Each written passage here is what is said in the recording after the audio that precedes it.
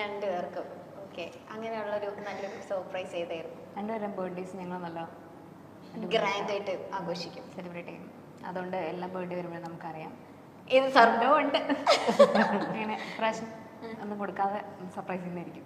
Last birthday surprise എങ്ങനെയായിരുന്നു? Last birthday രണ്ടുപേരുടെയും ഞാനൊരു സെയിം നമ്മള് ഫ്രണ്ട്സിനെ ഗ്യാദർ ചെയ്യും ഏതെങ്കിലും സ്ഥലത്ത്, ഒട്ടും അൺഎക്സ്പെക്ടഡ് ആയിട്ടുള്ള സ്ഥലത്ത് എന്നിട്ട് എന്ത് ഗിഫ്റ്റാ കൊടുത്തേ? ലാസ്റ്റ് ബർത്ത്ഡേക്ക് ഞാൻ എന്ത് ഗിഫ്റ്റ് കൊടുത്തത്? ഞാൻ ലാസ്റ്റ് ബർത്ത്ഡേ ഗിഫ്റ്റ് ഒന്നും കൊടുത്തില്ല. ഞാൻ എന്റെ ആൾക്കാരെല്ലാം വിളിച്ചു വിട്ട് ഫുഡ് കൊടുത്തപ്പോ തന്നെ എന്റെ കുറെ കാശ് ഞാൻ ഗിഫ്റ്റും കൂടെ വിളിച്ചില്ല. ചേട്ടനോ? ഞാൻ ഗിഫ്റ്റ് കൊടുക്കാൻ ഭയങ്കര അവൻ അത് മറന്നുപോയി. പക്ഷെ എന്നാലും അവനൊരു ഗിഫ്റ്റ് തന്നായിരുന്നു കേട്ടോ. അത് എന്നെ കൊണ്ട് തന്നെ എന്നെ കൊണ്ട് തന്നെ നൈക്ക് എടുപ്പിച്ച് അതിനകത്ത് നിന്ന് എനിക്ക് ഇഷ്ടമുള്ള വാച്ച് ഓർഡർ ചെയ്യുന്നത് ഞാൻ തന്നെ ഓർഡർ ചെയ്ത് വന്നപ്പോൾ ഡെലിവറി ചെയ്തത് ഞാൻ, പൈസ കൊടുത്തത് ഞാൻ. അതുകൊണ്ട് ഓർമ്മയില്ല. ഗിഫ്റ്റാണ് കേസ്. അടുത്ത ക്വസ്റ്റ്യൻ. അല്ല, എനിക്ക് ഗിഫ്റ്റ് സെലക്ട് ചെയ്യാറില്ല. അവസാനം അത് മാറി പോയി കഴിഞ്ഞാൽ ഇഷ്ടമുള്ള സാധനം ഇട്ടോണ്ട് നടക്കണ്ടേ. ഇഷ്ടമുള്ളത് എടുത്തോളാം. ഞാൻ പറഞ്ഞു എടാ പ്ലീസ്. നല്ല സ്നേഹമുള്ള മനസ്സുകൊണ്ട് ചെയ്തതാ. ഞാൻ എടുത്തില്ല. Okay, more emotional? ഒരു സംശയമില്ല. ഞാൻ ഇമോഷണൽ ചെയ്യും. ഫുഡിന്റെ കാര്യത്തില് അല്ല, ഞാൻ അല്ലാതെ ഇമോഷണൽ. ഫുഡിന്റെ കാര്യത്തിലൊന്നല്ല. അതെ, കൊച്ചിനെ വന്നിട്ട് ടേക്ക് കെയർ ചെയ്യണം. അയ്യോ, ഈ എക്സ്പ്രഷൻ കൊറേ അതിട്ടാണ് ചീത്തയൊക്കെ പറയും ഞാൻ. അപ്പൊ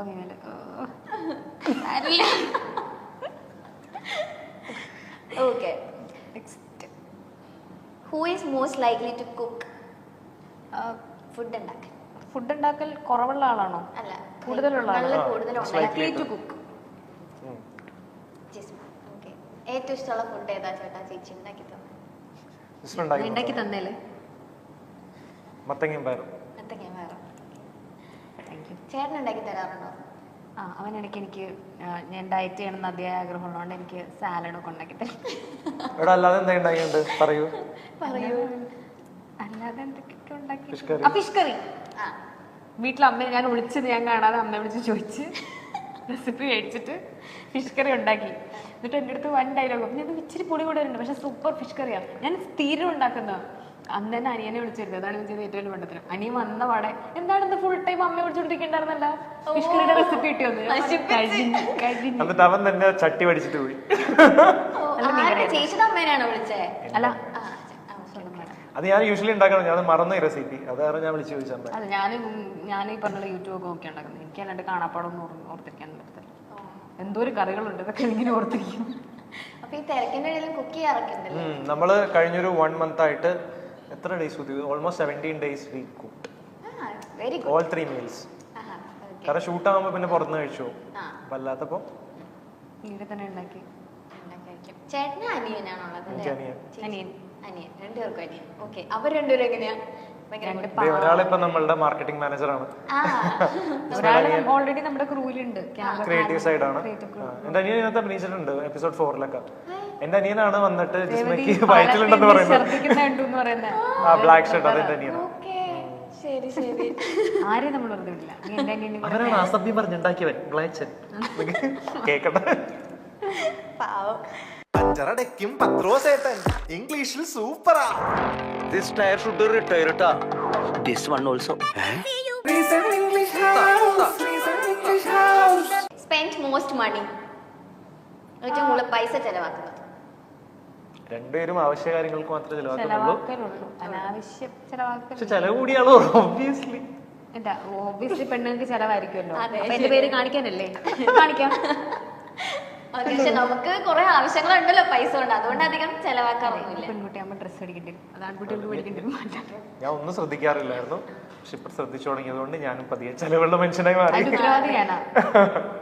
ഓക്കെ, എപ്പോഴും വീട്ടിൽ നിന്ന് വഴക്ക് കേൾക്കുന്ന ആള്?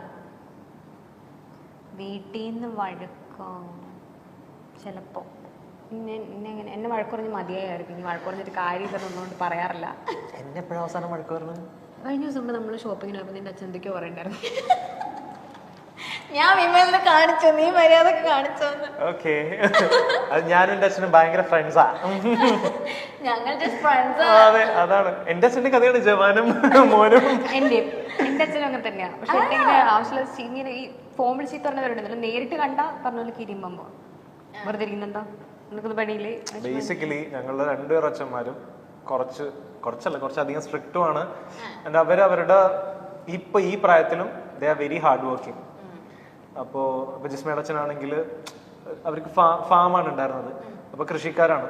പണ്ട് തൊട്ടേ കൊച്ചിലേ തൊട്ടേ നന്നായിട്ട് കഷ്ടപ്പെട്ട് ജോലി ചെയ്യുന്ന ആൾക്കാരാണ്. ഇപ്പൊ എന്റെ അച്ഛൻ ഈസ് എ ടാക്സി ഡ്രൈവർ.